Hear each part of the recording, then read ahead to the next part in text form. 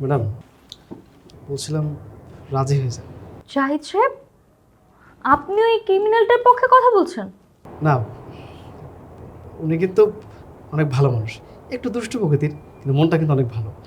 আর যেহেতু নিজের ভুলটা বুঝতে পেরে এত বড় একটা সিদ্ধান্ত নিয়েছে, আমার মনে হয় এই সিদ্ধান্তকে সাধুবাদ জানিয়ে আপনার রাজি হয়ে যাওয়াটা উচিত।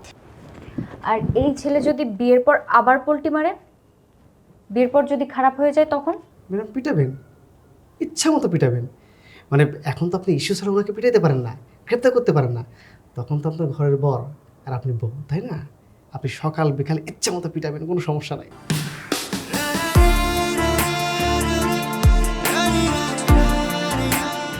ভাই, ম্যাডাম তো হাসছে, আমার মনে হয় ম্যাডাম রাজি হয়ে গেছে। ম্যাডাম রাজি হয়েছে, আলহামদুলিল্লাহ। হেই!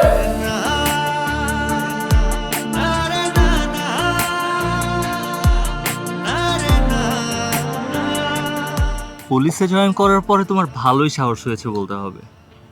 তুমি কিনা আমাকে তোমার ওই জেলখানায় বন্দি করে নিয়েছো।